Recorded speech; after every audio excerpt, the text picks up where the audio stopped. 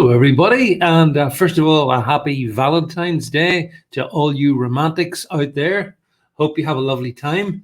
Just wanted to take a couple of minutes from you, Sunday, to talk through some of the juiciest news stories of the day. And I wanted to start off with, of course, the news that Donald Trump was acquitted in the clown show circus that took place in Washington. The impeachment once again came to nothing. So how did the BBC respond to this? Let's have a look. The BBC gushes, "Oh no, the Senate fell short of a majority to convict Trump." Did you see what the BBC did there? They got the word Senate majority and convict Trump in the one heading, even though it didn't. It was a minority. So the Democrats had a minority and the Senate did the exact opposite. Trump was acquitted. Here's the correct image, BBC. Here's what you can't face. You can't handle the fact that yet again, Donald Trump won. Yet again, the sore loser Democrats demonstrate their absolute lamentable inability to get to grips with reality. They're driven with hatred and nothing else. So 3 cheers for Donald Trump. And let's hope that the people see the butthurt media for what they are. Let's move on then to this other little story.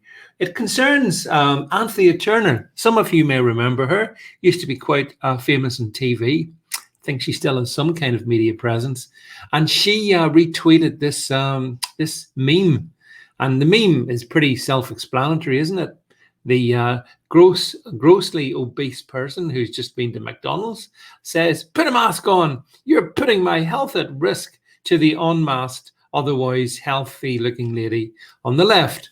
And of course, like all memes, it's got a huge element of truth in it, and it's also funny. That's what memes are. Now, the left really struggle with memes. The left can't meme, as you know. But they got very upset with Anthea Turner over this, and she has subsequently apologized for it. Bit of advice, Anthea, never apologize. The meme makes a really good point.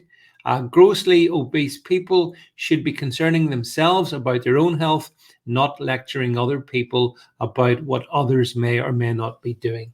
So, moving on, the next story I want to talk about, he's been big in the news this morning. Dominic Raab has rejected calls from his own backbench MPs for a definite lockdown easing date. Why might that be? Well, I'll tell you why. Because they've got no intention of easing lockdown. That's why Dominic isn't interested in giving them a date. I think there's around about 63 Tory MPs who have formed a group that would like to get a definite date at which point the UK gets back to normal. Have I got news for them? Spoiler alert, it's not getting back to normal. And as further evidence of that, let's just look at this. And again, another Dominic Raab special. He's talked about the prospect of vaccine passports, but not to go on holidays. No.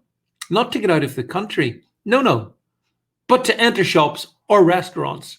As Dominic says, it's something that hasn't been ruled out and it's under consideration, but you've got to make it workable. So it sounds as if this government wants to bring in vaccine passports so you can go to the supermarket or perhaps go out and have a socially distanced meal. The inference being that if you don't take your vaccine, you don't get the passport. If you don't get the passport, you can't go to shops. I presume he means non-essential shops, but you never know. He could mean actual, essential shops. So those who don't get the vaccine starve to death. Thanks, Dominic. You're one heck of a guy from one heck of a government. Let's finish with looking at another couple of interesting cases here. Did you see that up to 40% of first wave COVID cases could have been caught in hospitals? 40%, eh? How many deaths does that constitute? I wonder if those people who stood up and banged their pots and pans for the wonderful NHS understood that the actual NHS hospitals themselves were incubators of COVID disease and potentially COVID deaths. It's very awkward this for the government. Of course, that was the first wave. I think the percentage is unlikely to have gone down very much. And ultimately, I do believe that I read somewhere that the majority of COVID infections are being caught between NHS hospitals and care homes. Add those together, that's the overwhelming majority location of the majority of where infections have been caught. So the best thing you can do is stay away from NHS hospitals and stay away from care homes. And if you've got relatives in care homes, I feel great sympathy for you. So look, that's this little Sunday catch up. Hope you enjoyed that. Do make sure you subscribe to my channels on both Bitchute, on YouTube, on Library, over on Rumble, on Minds. You can find me in all these spots. Truth will be out, and I won't be silenced. Speak soon, everybody.